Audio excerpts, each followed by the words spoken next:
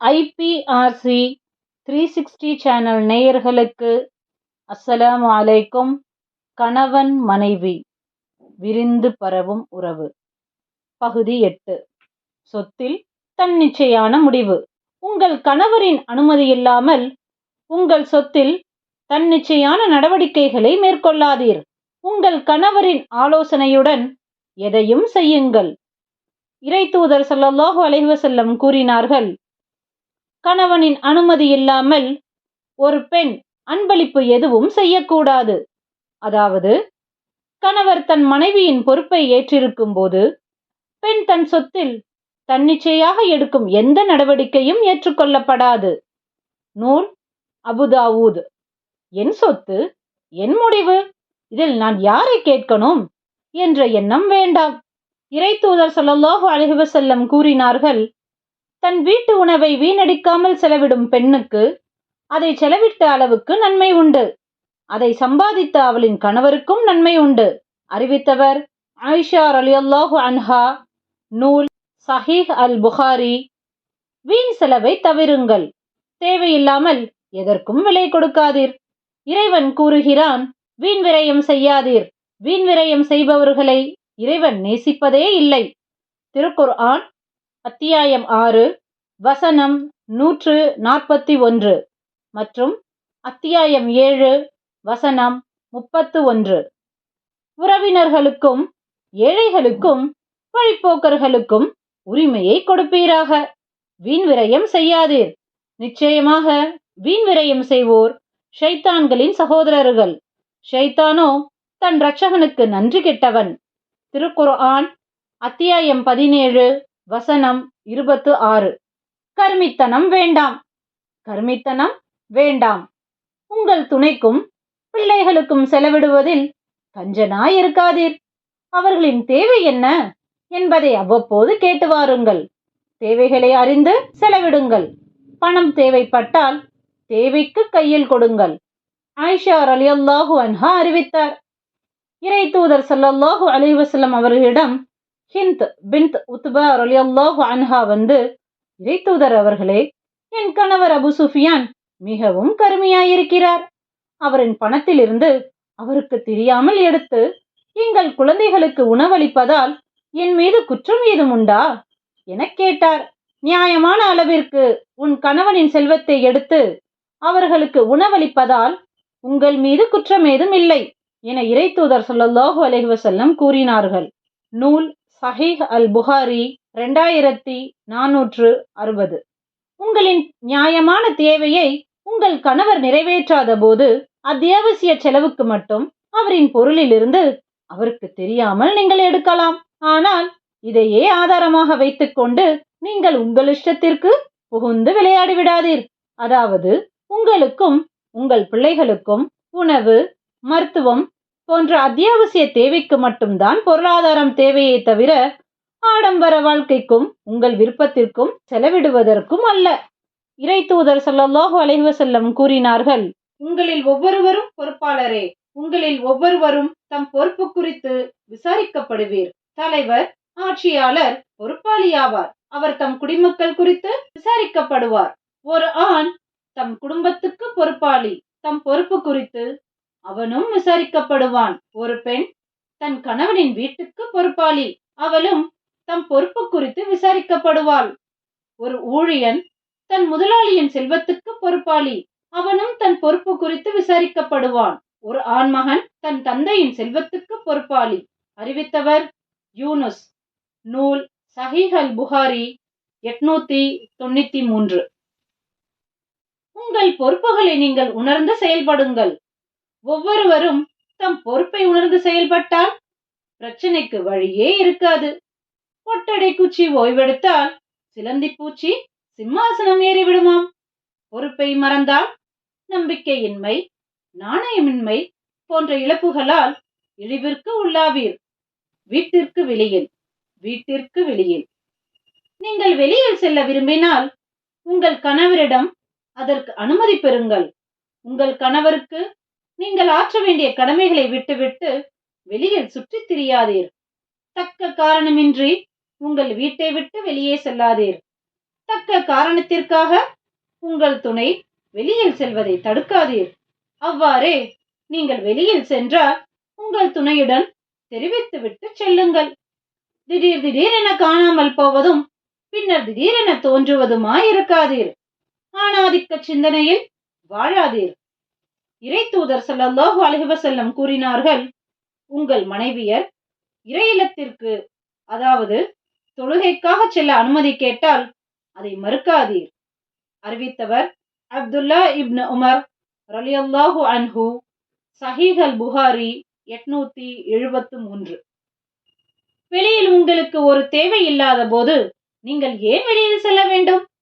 அப்படி சென்றுதான் என்ன ஆகப் போகிறது என்பதை நிதானமாக யோசியுங்கள். உங்கள் துணையை வீட்டு கைதியாக வைக்காதீர். கண்ணியம் மற்றும் தக்க பாதுகாப்புடன் வெளியில் போய் வர அனுமதியுங்கள். சில நேரங்களில் அவர்களை நீங்களும் அழைத்துச் செல்லுங்கள். ஆயிஷா ரலியல்லாஹு அன்ஹா அறிவித்தார், ஒரு பெருநாளின் போது சூடான் நாட்டவர்கள் போர் கருவிகளையும் கேடயங்களையும் வைத்து விளையாடினார்கள். அந்நிகழ்ச்சியை நான் காணும் ஆசையில் இருந்தேன். இறை தூதர் ஸல்லல்லாஹு அலைஹி வஸல்லம் அவர்களிடம் நான் கேட்டேன், நீ பார்க்க ஆசைப்படுகிறாயா என அவர்கள் கேட்டார்கள். நான் ஆம் என்றேன். என்னை அவர்கள் தமக்கு பின்புறமாக என் கன்னம் அவர்களின் கன்னத்தில் படுமாறு நிற்க வைத்து, மக்களே விளையாட்டை தொடருங்கள் என கூறினார்கள். நான் பார்த்து சலித்தபோது, உனக்கு போதுமா என கேட்டார்கள். நான் ஆம் என்றேன்.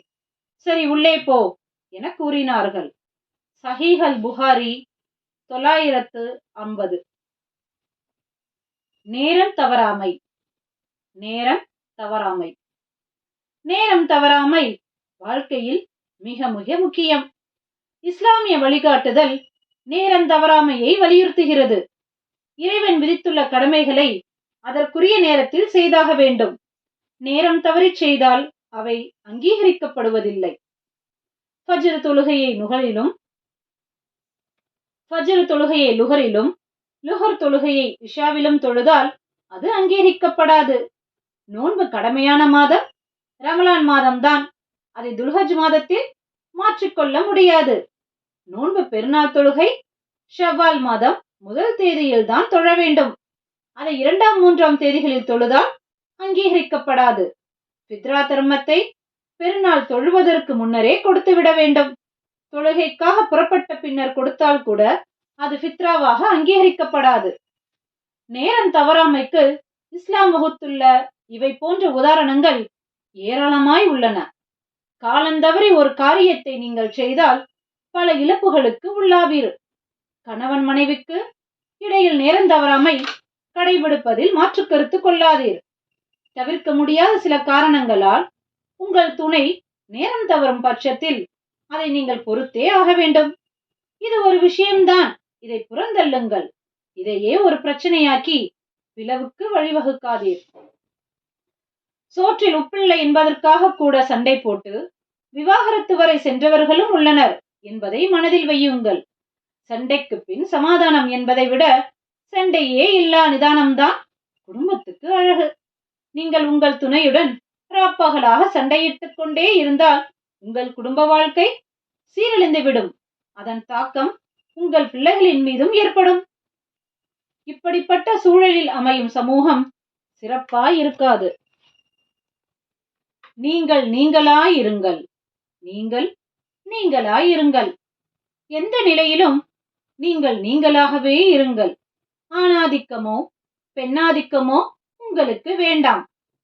தவறுகள் நிகழ்வது யதார்த்தம். ஆனால் தவறிலேயே தொடர்வது தடம்புரளுதல் ஆகும். உங்கள் துணை அவ்வாறு தடுமாறும் போது அதை சுட்டிக்காட்டுங்கள். எடுத்ததற்கெல்லாம் அட்வைஸ் என்ற நிலைக்கு போய்விடாதீர். கட்டாயப்படுத்தி எதையும் புகுத்தாதீர். இதனால் மனதில் எந்த மாற்றமும் வரப்போவதில்லை. நிதானத்தை கையாளுங்கள். ஆதிக்கத்தால் வெல்ல முடியாத எதையும் அன்பு மற்றும் அரவணைப்பால் வெல்ல முடியும். ஒருவருக்கொருவர் அன்பு பரிமாற்றம் மற்றும் அரவணைப்பில் இருங்கள். ஆதிக்கம் என்ற வார்த்தையை உங்கள் வாழ்க்கை அகராதியிலிருந்து தூக்கி எறிந்து விடுங்கள். நீங்கள் நீங்களாயிருங்கள். உங்கள் துணை உங்களுக்கு அடிமை இல்லை. அவர்களை அவர்களாய் இருக்க விடுங்கள். உங்கள் துணை வாழ்க்கையில் திசை மாறுவதை நீங்கள் அறிந்தால் சரியாக வழிகாட்டுங்கள். நீங்கள் நிர்வகிக்கும் பொறுப்பாளர்கள்தாம் என்பதை மறந்துவிட்டு உங்கள் துணையின் மீது ஆதிக்கம் செலுத்தாதீர். துணையுடன் விளையாடுங்கள். துணையுடன் விளையாடுங்கள். உங்கள் துணையுடன் விளையாடுவதை பழமையாக கொள்ளுங்கள். இதை சிறுபிள்ளைத்தனம் என நினைக்காதீர். அது உங்களை அன்பு நிறைந்த வாழ்க்கைக்கு அழைத்துச் செல்லும். ஆயிஷா ரலியல்லாஹு அன்ஹா அறிவித்தார், நான் பொம்மைகள் வைத்து விளையாடுவேன். எனக்கு சில தோழியர் இருந்தனர். அவர்களும் என்னுடன் விளையாடிக் கொண்டே இருப்பார்கள். இறை தூதர் ஸல்லல்லாஹு அலைஹி வஸல்லம் வீட்டுக்குள் நுழைந்தால் அவர்களைக் கண்டதும் என் தோழியர் திரைக்குள் மறைந்து கொள்வார்கள். அப்போது நான் விளையாடுவதற்காக என் தோழியரை இறை தூதர் ஸல்லல்லாஹு அலைஹி வஸல்லம் என்னிடம் அனுப்பி வைப்பார்கள். என் தோழிகள் என்னுடன் விளையாடுவார்கள். சஹீஹ் அல் புகாரி. உங்கள் துணை பொம்மையை வைத்து விளையாடிக் கொண்டிருந்தால் இவள் என்ன இன்னும் சின்ன பிள்ளையாகவே இருக்கிறாள் என்றுதானே நினைப்பீர்கள். சில நேரங்களில் அது உங்களுக்கு வெறுப்பை கூட ஏற்படுத்தி விடும் அல்லவா? ஆனால் இறை தூதர் ஸல்லல்லாஹு அலைஹி வஸல்லம் தம் துணைகளுடன் அன்பிலும் அவரிடம் ஆலோசனை பெறுவதிலும் முன்மாதிரியாய் இருந்தார்கள். ஏன் உடல்நிலை சரியில்லாத தம் கடைசி காலத்தில் கூட மற்ற மனைவியரின் அனுமதியுடன் அன்னை ஆயிஷா ரலியல்லாஹு அன்ஹா அவர்களுடன் தான் இருந்தார்கள். ஆயிஷா ரலியல்லாஹு அன்ஹா அறிவித்தார், நாங்கள் இறை தூதர் ஸல்லல்லாஹு அலைஹி வஸல்லம் அவர்களுடன் ஒரு பயணம் சென்றோம். ஒரு இடத்தில் இறங்கினோம். ஓட்டப்பந்தயத்திற்கு என்னை இறை தூதர் ஸல்லல்லாஹு அலைஹி வஸல்லம் அழைத்தார்கள். நான் அவர்களை முந்திவிட்டேன். அவர்கள் பிந்திவிட்டார்கள். அதன் பின்னர் இன்னொரு பயணத்தில் இறை தூதர் ஸல்லல்லாஹு அலைஹி வஸல்லம் அவர்களுடன் நான் சென்றேன். ஓர் இடத்தில் இறங்கினோம். ஓட்டப்பந்தயத்திற்கு என்னை இறை தூதர் ஸல்லல்லாஹு அலைஹி வஸல்லம் அழைத்தார்கள். அன்று அவர்கள் என்னை முந்திவிட்டார்கள். பின்பு என் உள்ளங்கையில் அடித்து அதற்கு இது சரியாகிவிட்டது என கூறினார்கள். நூல் முஸன்னஃப் இப்னு அபி ஷைபா. நபி ஸல்லல்லாஹு அலைஹி வஸல்லம் அவர்களும் அவர்களின் துணைவி ஆயிஷா ரலியல்லாஹு அன்ஹா அவர்களும் ஓடிப்பிடித்து விளையாண்டார்கள். இதை சின்ன பிள்ளைத்தனமாக நபி ஸல்லல்லாஹு அலைஹி வஸல்லம் நினைக்கவில்லை. நீங்களும் உங்கள் மனைவியுடன் விளையாடி மகிழுங்கள். ஓடிப்பிடித்துத்தான் விளையாட வேண்டும் என்பது அல்ல. அனுமதிக்கப்பட்ட உங்களுக்கு விருப்பமான விளையாட்டுகளை உங்கள் துணையுடன் சேர்ந்து விளையாடுங்கள்.